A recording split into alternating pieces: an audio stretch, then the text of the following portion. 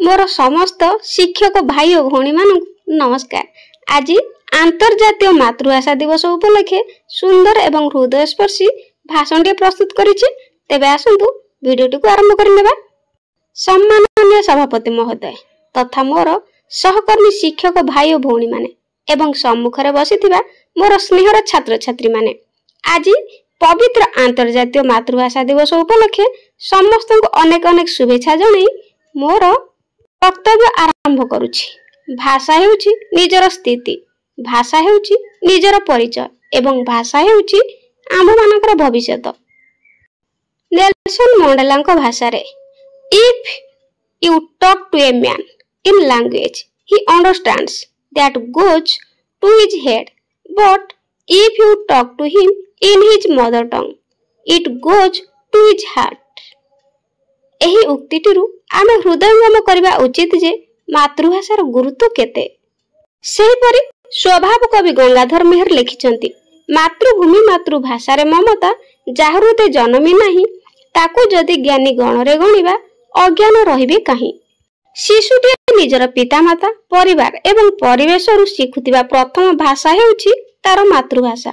व्यक्तिटीए हृदयर आवेगकु तथा निजर मनर कथाकु निज मातृभाषा साहाय्य रे जेते सहज एवं सुंदर भावरे अन्य मानक निकटरे प्रकाश करि पारे, अन्य कोनोसी भाषा रे ताहा सहज रे संभव होई न थाए। मातृभाषार उन्नति साधन हेले जाई गोटिए जातिर उन्नति होई थाए। तेणु स्वभाव कवि गंगाधर मेहर लिखिछंती, उच्च हेबा पई कर जेबे आशा उच्च कर आगे निज मातृभाषा।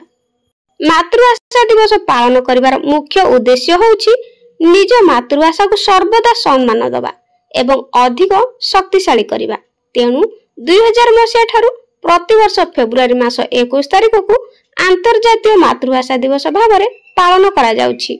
एहार मुख्य कारण हेउछि जेउ राज्यर बा जेउ देशर मातृभाषा जेते अधिक शक्तिशाली से राज्य बा से देश जेते अधिक उन्नत समृद्ध और शक्तिशाली।